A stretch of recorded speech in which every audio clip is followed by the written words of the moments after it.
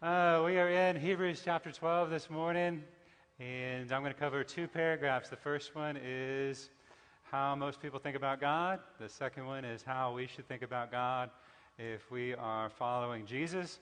And Hebrews chapter 12 is at the end of the letter, and you could summarize the letter of Hebrews as fix your eyes upon Jesus, and then the parenthetical response at the end of the title would be, and don't quit. And so this part of the chapter is focused upon the don't quit, don't lose it, don't give up, don't stop. And the writer of Hebrews frames it in an amazing way. And in Hebrews chapter 12, verse 18, if you want to pull it up on your phone or you want to watch it on the screen, however you want to do it, just pay attention. It says, you haven't drawn near to something that can be touched, burning fire, a darkness, a shadow, a whirlwind, a blast of a trumpet, and a sound of words that made the ones who heard it beg that there couldn't be one more word. They couldn't stand the command. If even a wild animal touches the mountain, it must be stoned. The sight was so frightening that Moses said, I am terrified and shaking. So that is Hebrews chapter 12, 18 through 21, and we'll get to the next paragraph in a minute. But when you read that passage, you go, what in the world is he talking about? And what he's referencing is Exodus 19. Every other sentence in Hebrews, it's a reference to the Old Testament. This is Exodus 19 that he's talking about, and you probably hadn't read that this morning, so let me just give you a quick summary. Exodus 19 comes right before Exodus 20. Exodus 20 is when they write the Ten Commandments, or God gives Moses the Ten Commandments. Exodus 19 is the preparation to receive the Ten Commandments. That's what Exodus 19 is. Problem is, it's a difficult process to get prepared for the presence of God. It is a difficult process to get prepared for the presence of God. And when God speaks to Moses, he says, you have a problem. You are not prepared for the presence of God. You need to go back to the camp. You need to go and prepare the people for my presence. He says you need to be purified. You need to be holy. You need to make sure that you are ready for my presence because I am holy, I am good, I am right, and these people are not. Okay? And you and I kind of have like a warm, fuzzy feeling about God, but when you read Exodus 19, the people are terrified. They are in the presence of an almighty, all-knowing, all-powerful God who descends from heaven as a cloud, as a mighty cloud, and it terrifies them. It scares them. They are worried about what is going to happen. And God says to them, you need to go back. You need to abstain from some things that you are doing. You need to get prepared. And since most of y'all aren't ready for this, just send me Moses and Aaron first, right? So that is Exodus 19. And think about it this way. I mean, when I think about that image, it's like you would be a person, and you could see the holy mountain of God, Mount Zion. You could see it from a distance, and there would be all that, today, we'd have all that caution tape around it, like don't cross past here, don't go past here, because from here on in, everything is good and right and holy, and you are not. And so there'd be like caution tape around, there'd be like a perimeter, and you wouldn't cross it unless you were sure that everything was good between you and God. In fact, they even go through it and they say, even if an animal goes near it, you need to get rid of that animal because it's serious, folks. It's a serious matter, and God is holy, so don't go near. And I don't know about you, but that's one of those Bible stories that I'm glad I was not part of that. Because I know, like when I go camping, and then there's a campfire, I'm one of those people that likes to play in it, right? And I like to mess with it. It's hard for me to stay away from things like that. And I'm thinking about God's holy mountain, and I know that I'd be all, how close can I get without dying, right? And if you had a brother and sister, you'd be all, hey, why don't you go a little further? Go see what happens, right? I would have too much fun with that. And this is what's going on. This is Exodus 19. Like you can only get so near, ever get so close without there being some kind of danger. And when God comes down, it's loud, it's noisy, it's terrifying, it frightens them. And then Moses goes up and receives the Ten Commandments. The Ten Commandments and the law of Moses. Y'all remember the tablets? And that's what God gives them so that they can be even closer to where God is. He says, go follow these commandments, follow this law, and you will be closer to God. And, that whole idea of how far, how distant, how close we are to the mountain. When I think about the Ten Commandments, I kind of think about that game, Mother May I, in this regard.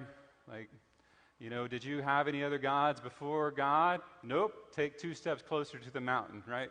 Did you covet your neighbor's oxen? Maybe, right? Take 2 steps back, It's kind of that kind of thinking when I think about how the commandment and the law got played out in the life of the people, supposed to draw them near to God, but in reality, it just became more and more of a struggle for them. And following just the Ten Commandments was so difficult. They had to have priests, they had to have a place of worship, they had to have an altar, they had to have sacrifice, just so they could get near to God and not be afraid of what might happen. Now, the Exodus 19 story, many people in our culture would agree with that idea of God. When they think about God, they think of God who is angry or upset. Like, it doesn't even matter anymore if they grew up in church or they grew up as a Christian people, because inevitably, when there's an earthquake, somebody says, God's mad. It's like, where did you come from? Like, God's mad, and that's what caused the earthquake? Like, somebody somewhere is going, monkeypox is a sign that God is not happy, right? Right? Somebody's saying that we always conclude and we say when something bad happens or we're feeling distant from God, we say, God's angry, God's going to send lightning, God's going to strike us down. There's people that don't go to church because they're afraid the building will collapse if they show up, right? There's always that sense in their life of God not being happy with them, God not being pleased with them. They can't keep the commandments. They can't keep their own commandments. So rightfully, they think God would be angry with them. God is upset with them. Not only earthquakes or monkeypox, but like even the small things, like the store didn't have my flavor of ice cream. Why, Lord? Why do you hate me? Is it just me? Okay. All right. But that's how Exodus 19 plays out, and so much of the story of God and God's people, this fear that they're an unholy people in the presence of a holy God. Where would you say you are if it came down to your distance between you and God? Would you be behind the caution tape? Would you be up there on the mountain with Moses and Aaron? Would you be far, far away over in Nineveh? Where would you be when you think about your space between you and God? I mean, we all know in some part of our lives there's a mess, there's sin, there's something we haven't done. We're all aware of that. But most people are pretty good at hiding it. We can make our life still functional, even if we have messy lives. We tell ourselves, as long as we can still go to work and be law-abiding citizens, then things are okay. Or when it comes to our distance between God, we're at least thankful that we can look over our shoulder and go, at least we're not that far away, like Ed, If there's an Ed here, I'm sorry. Ed, And that's so oftentimes how our lives play out or how we deal with God. We think, yeah, I'm not close, but I'm not that far away, or I'm a little better than I was last year. Just dealing with the messiness, the sinfulness of our lives. And we tend to think God is probably angry with us. But what if you really think you deserve to be closer to God and things just aren't going the way you think they should? I mean, maybe your life's pretty good. Like you haven't committed any crimes lately. There's a police officer back there, so I'm proud of you. You haven't committed any crimes. Things are going pretty good for you. And yet, You don't really particularly feel close to God. You feel like you're far, far away from God's presence. You don't really think that God hears your prayers. Your worship's just kind of lackluster. You don't really love God with your whole heart.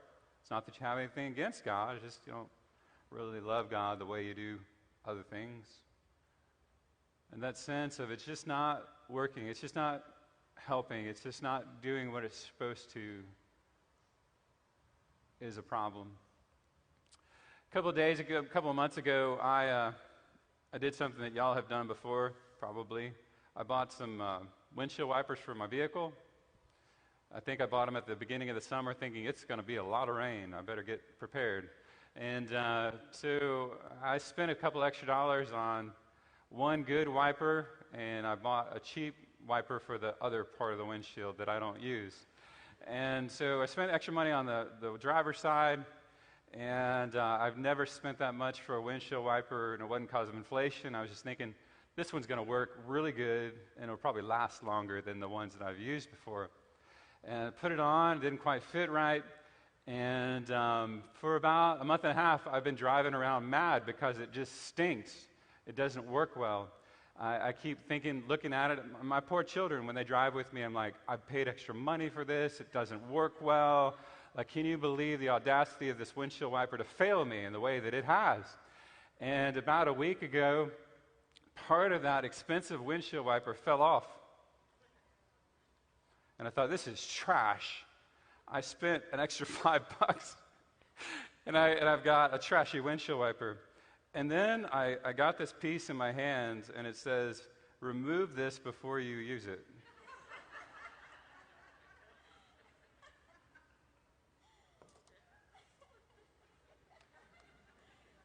It works fantastic now. That was so good.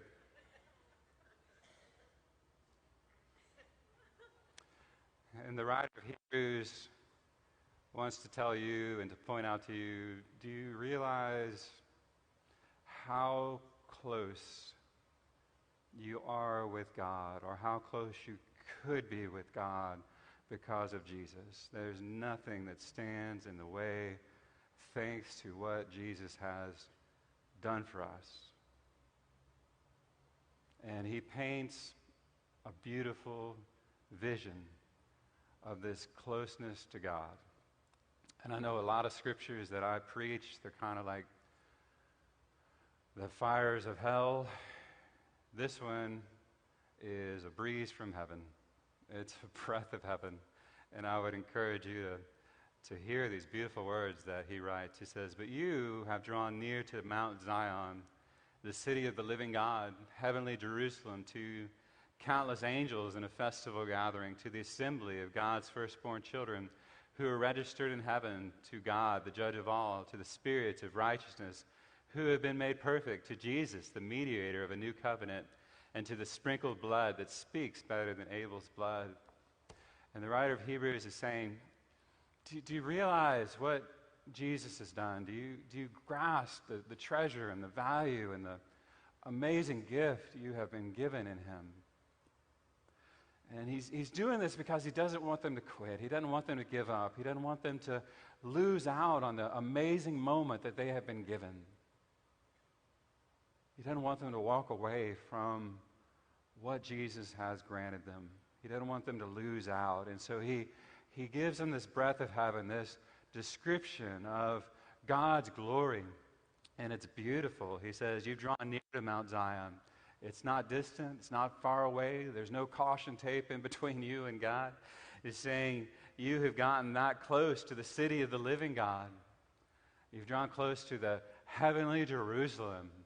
I mean, when your world is falling apart, when your world is shaking, he's saying because of Jesus, you have a secure place to be. You have a foundation that's going to last, and that's eternal. And he says not only is it a beautiful and wondrous city, but the angels are in festival mode, you know. They're celebrating and they're excited about what Jesus has done. And he's saying they're all like in festival mode. They're decorating and rejoicing, and they're excited about the great things that God has done in Jesus Christ. And then he goes on and he says, and then not only are there angels there in the city in the presence of God, but there's also those people who were righteous by the law that God brought into heaven already. And what's wonderful about this is it's not a random drawing. It's not a lotto chance at heaven. He says, to the assembly of God's firstborn children who are registered in heaven, to God, the judge of all. God, the judge of all. Who's there in heaven? Who's there in this beautiful vision that he writes? These are the ones that when somebody was hungry, they fed them. These are the people in heaven that when somebody was needing clothes, they helped them. When somebody was sick, they went and visited. These are the people that did the things that Jesus told them to do, and they are now in the presence of God. And so this is what the writer is saying. He's saying, you're that close. You're there on the threshold of heaven. That's what Jesus has done for you. That's where he has put you. And he's given you this glimpse of it so you don't quit, so you don't give up, so you don't let it all just fall away. And he's saying that's the beauty that you can see. And he says, to the spirits of righteousness who have been made perfect, they perfectly love God. They love God with all that they are. And then it says this in verse 24, to Jesus, the mediator of the new covenant, to the sprinkled blood that speaks better than Abel's blood. And that's kind of the verse that holds this whole vision of God together. Jesus, the mediator of a new covenant, sprinkled by his blood. Saying Jesus is the one that got us a new deal, a new agreement that moved us beyond the old covenant and the old way of doing things, of trying to live perfectly in the way of the law. Now, because of what Jesus has done for us, we have a new way of being together, a new contract with God, a contract that even when we fall, God still is faithful. He's saying that is how we stay close to God, that covenant, that agreement. And then there's this last part. He says, sprinkled, and to the sprinkled blood that speaks better than Abel's blood. Abel's blood goes all the way back to the story of Cain and Abel. But he's saying that we are made right with God. We're made pure with God. We're made holy with God because of this blood that was sprinkled. And I know we don't talk about blood being sprinkled as a way to purify things these days. We don't really think about blood being sprinkled as a good thing, or blood being present or visible as a good thing, unless it's on a rare steak, right? Other than that, we don't quite understand it. But once again, it's an Old Testament thing. And when you had the temple and the altar, the way you made sure all of that was clean, it was pure, it was good, was that you would sprinkle blood upon it. And the writer of Hebrews is saying that precious blood of Jesus Christ is what makes us pure, what makes us acceptable, what brings us closer and closer to God, a free gift that he has given to us. And the blood continues to purify our hearts and our lives and make us acceptable in the sight of God. That removes all of the boundaries and things that once kept us away from God and draws us near. Sprinkled with the blood. That's what he's saying that Jesus has done for us. And y'all know when we celebrate communion in a minute, we'll remember when Jesus was there at the last meal with his disciples. He picks up the cup and he says, what? This is the blood of the new covenant, poured out for you and for the forgiveness of many. There's no forgiveness without blood. Saying this is the new covenant. This is the blood that washes and cleanses and sets us right before God, all because of what Jesus has done for us. Church, do you know what he has done for you? That he has offered you forgiveness for your sins. Do you live a life where you are at peace with God? Do you know what he has done for your salvation and for your forgiveness? Do you live a life that is covered in that kind of forgiveness, that kind of grace, that blood? Do you know there's no expiration date on Jesus' blood? It's going to continue. There's only 3 parts of your life that Jesus' blood will help you with: your past, your present, and your future. And it is necessary in every part of that. And the writer of Hebrews says that's how you get close to God. That's how you get access to God. That's how you draw near to God, because of what Jesus has done for you.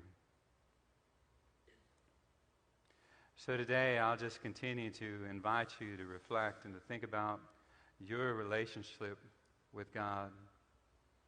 Is there something in the way between you getting closer to God and following God?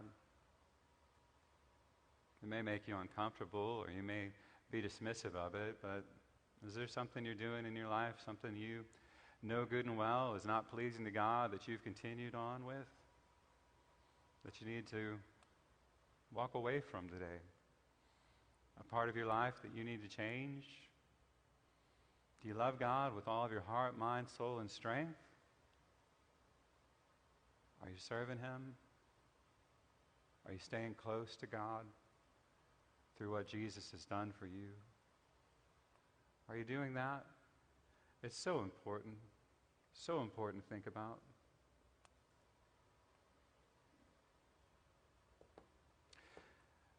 A mediator, somebody who draws 2 opposing parties together.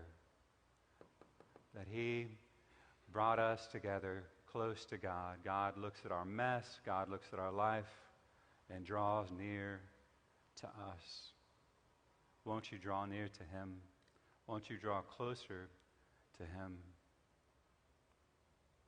And I would think, if you'll spend some time with that, if you'll pray about that, if you'll work about that, if you'll say, Lord, I need your peace. I need your presence. I need you in my life. I need your grace.